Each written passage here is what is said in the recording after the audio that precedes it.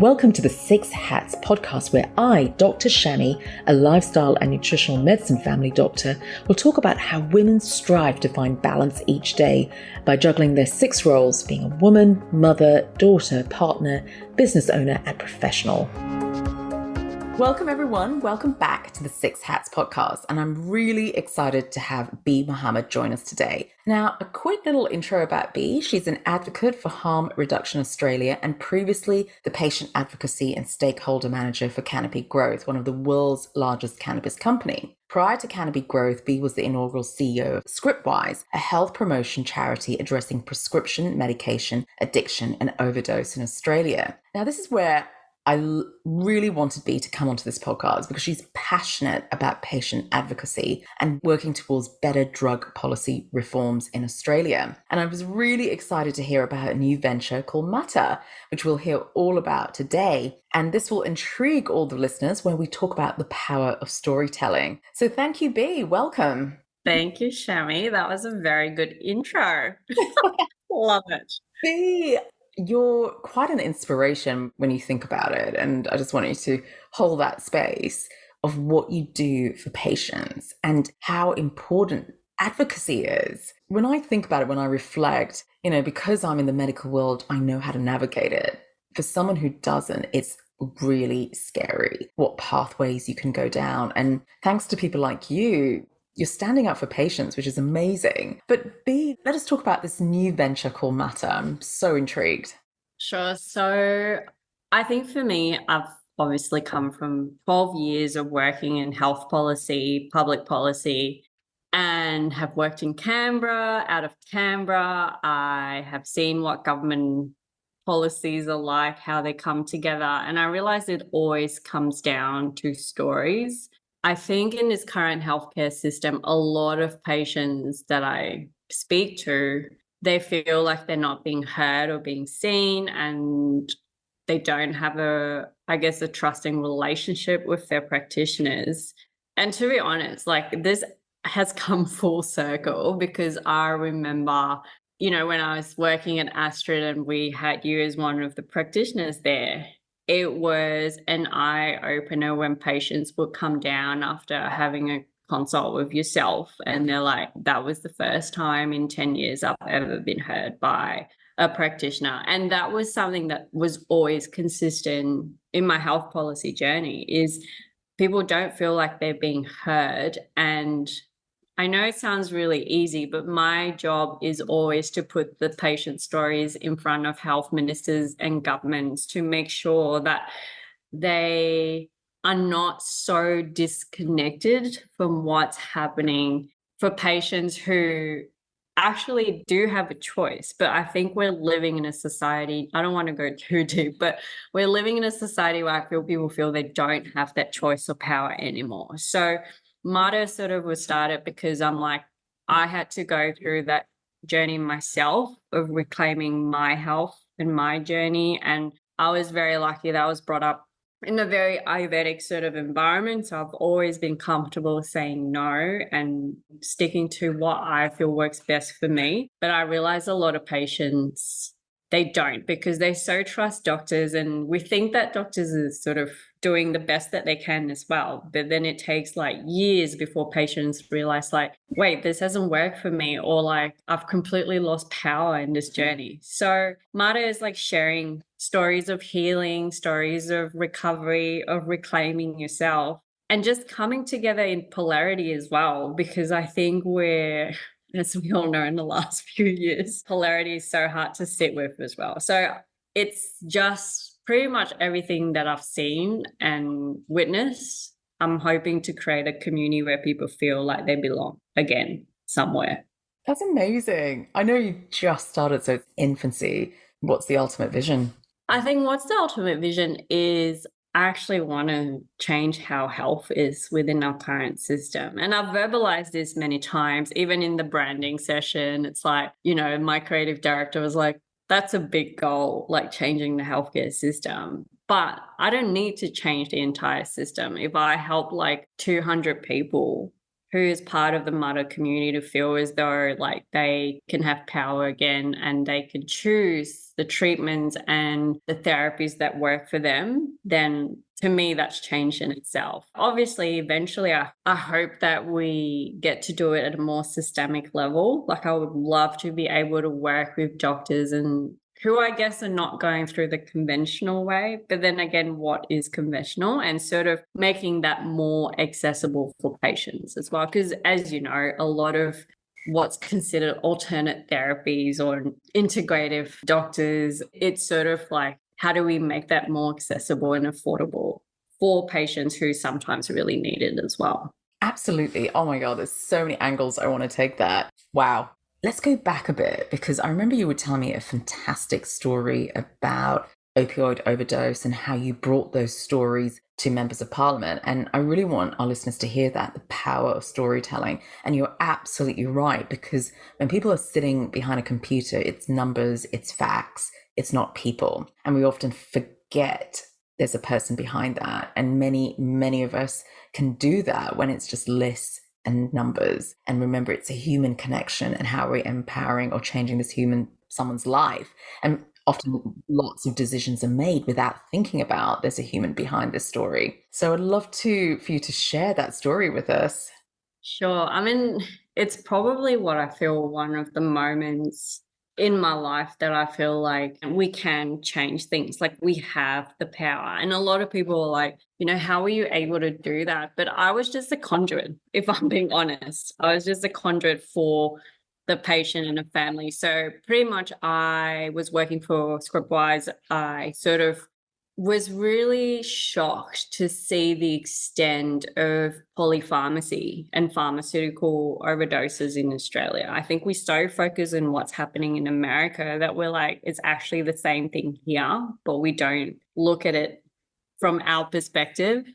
And long story short, one day I was like getting frustrated. It was a couple of years of trying to get to different state ministers. And as you know, health is a jurisdictional matter in Australia because of the federated system and all that. And so one day I was talking with my board, and we just thought, hey, why not we put the family who lost their son to a polypharmacy, I guess, incident in front of then Federal Health Minister Greg Hunt. And it was pretty crazy how he heard the story. His parents were actually pharmacists. So I actually went to Canberra. We brought Margaret and John Millington. They lost their son after a long battle with prescription opioid and pain management. And the minister himself heard the story firsthand, wrote a letter then and then committing to bring all the state health ministers together. And then that was when a few years ago they committed to developing the software SafeScript. Oh, wow. Yeah, so that's the story behind SafeScript. Incredible. Yeah, and he also eventually got the TGA to reduce the pack sizes for opioids. And it was crazy how in that moment, it was genuinely, we had 30 minutes with Greg Hunt. That's all we had. He heard the story, and I think it was so raw. And what was really hard for me was, they brought a photo of their son, Simon. Oh my God, I'm choking up just thinking about this moment. Yeah, and they were holding Simon's photo. And I remember, like, it's not just Simon. There's I think the stats is close to 1,900 Australians overdose from pharmaceutical drugs every year. And to have been able to use Simon's story for Greg Hunt to okay, I'm committing to this, it was so powerful. And for me, it was like, there's still hope. There's actually still power in stories. Like you said, there's still power in us being able to feel as though we're heard and we're seen. And to me, that's sort of why I got into policy, because there have been a few other instances in Parliament where I've been able to see the power story, like a single story, and how that was able to affect change. And I think sometimes we lose hope in systems when you're going through it. And, a lot of patients, I understand it's such a tough journey when you're doing this on your own. And not a lot of places would be like, here's an advocate to help you. So that was a great story. And to me, that sparked something in me where I'm like, we can do this. Like, we genuinely can. It's just about having, it was a 30-minute meeting. That's all I needed to then lead.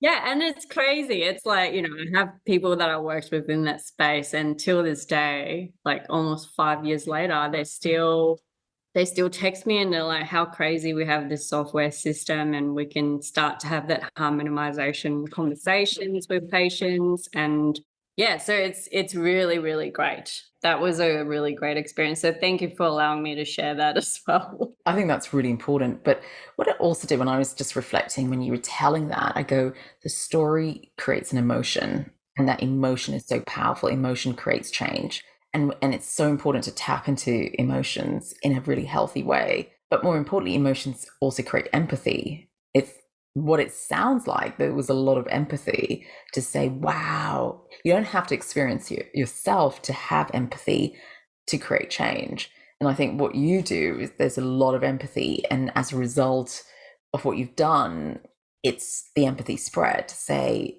it hasn't happened to me, but we can actually create change for someone else. And I think that's the future. That really is the future. It is the future. And I think that's why we got along really well. Because when I met you, I think a lot of patients was like, she wasn't asking like, what do you want today? It was like, how are you? Like, as in, how's your life going? What's going on in your life? Like, it made me think about, I'm going to sound old now, but going to the doctors with my grandmother when she was around, and her doctor will be like, it's a half an hour consult. They'll take your blood pressure. They'll, have a conversation with you. They'll be like, how's your life? And I realized that conversation is so rare.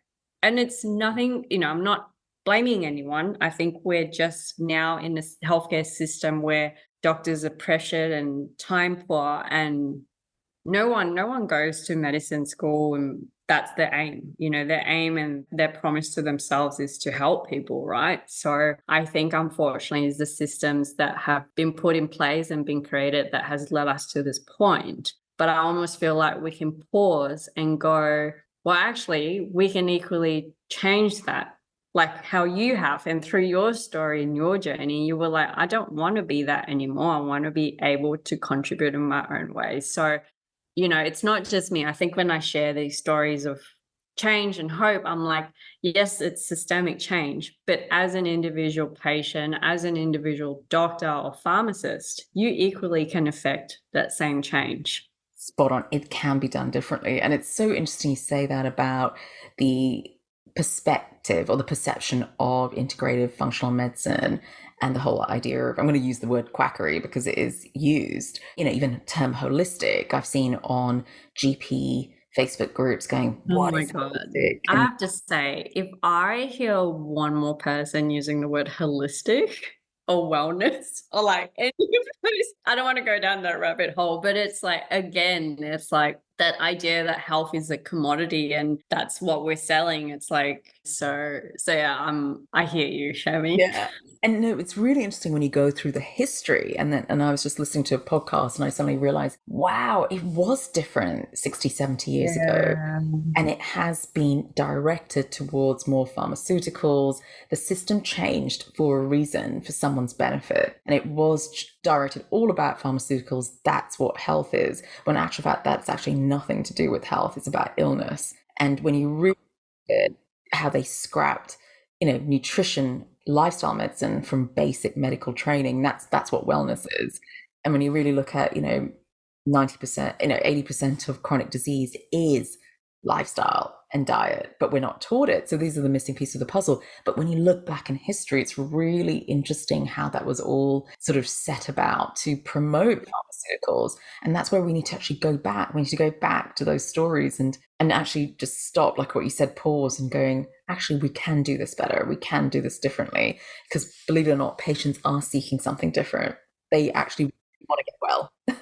Absolutely. And I think what you just said brought me back to, when I was at ScriptWise, my job was like, unfortunately, I got all the coroner's report of people who went through the polypharmacy or opioid overdoses. And every time I read, I guess, a patient journey and how they eventually, unfortunately, lose their life, you just sort of go, at so many points, there were opportunities to intervene not about the medication, but about your lifestyle, your mental health, and nourishing yourself, pretty much your mind, body, and soul, right? And for me, I had to leave because I remember one day, it was like August, I can't remember what year it was, I think it was 2012. And I remember reading a coroner's report of like a 16-year-old boy who was prescribed fentanyl patches and he overdosed and he died. And to me, I was like, no one that young should ever have to go through that in our healthcare system. And that for me was like, I don't want to be on that end of the conversation. Like, I want to be at the forefront where we have opportunities to like help at the start rather than wait at the very end when they're already dependent and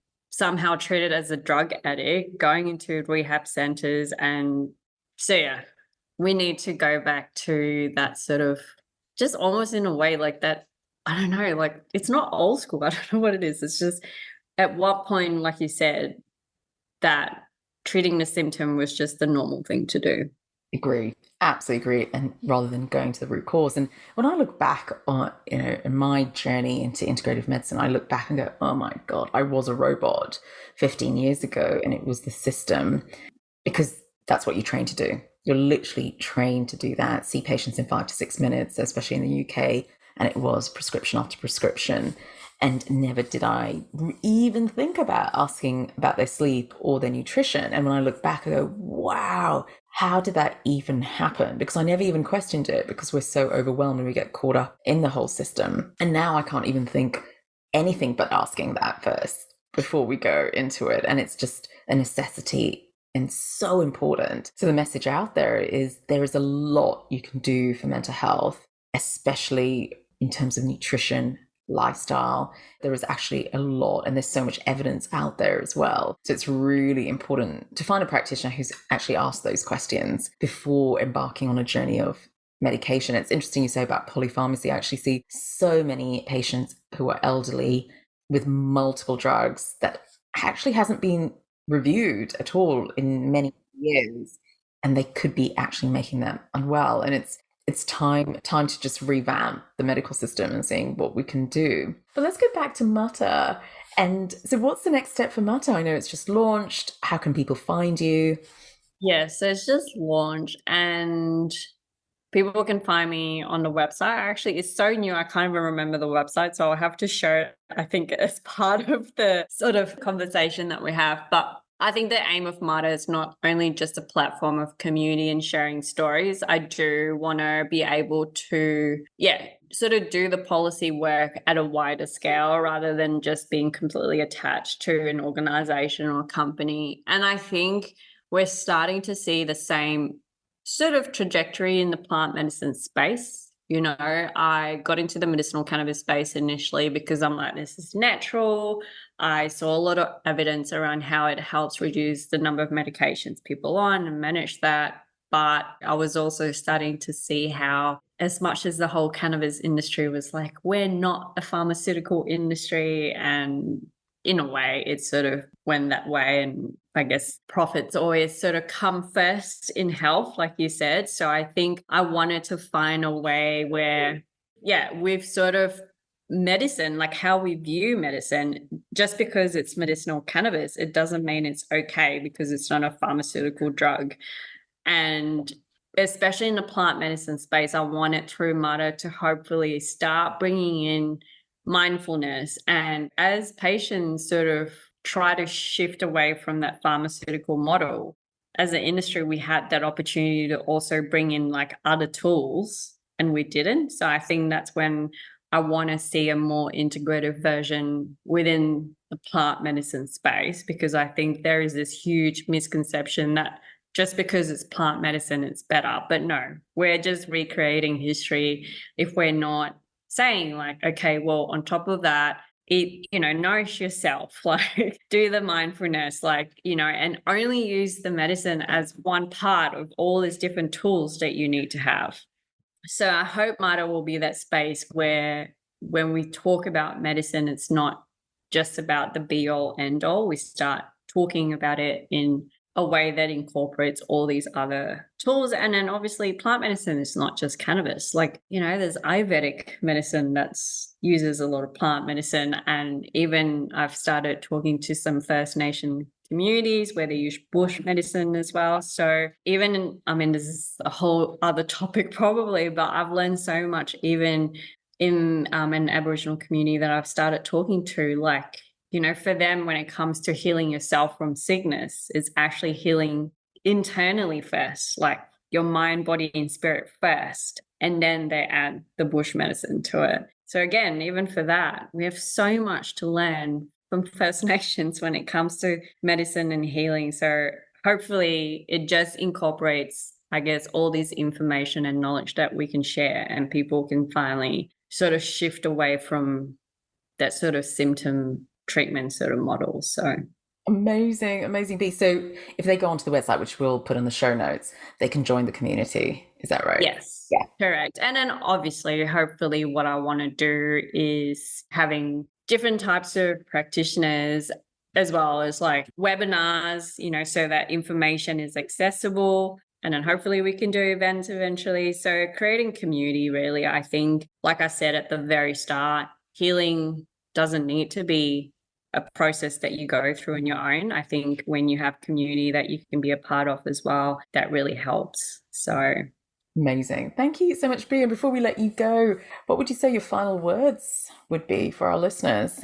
I think my final words is, it's you have to start internally within yourself first, always. I think even if you want to sort of shift away in terms of the type of treatment you're getting, you have to have that will yourself, and just trust that you'll be able to do that as well. So amazing. Thank you, Bea. Thank you. Remember that this is general advice only. Please see your healthcare professional for more information. So what's your take-home message today? Remember, it's all about progress and not perfection. And are you suffering from stress? Visit the Usawa Learning Hub on usawa.com.au for more resources on how to de-stress, re-energize, and reclaim your health. Enjoy the journey.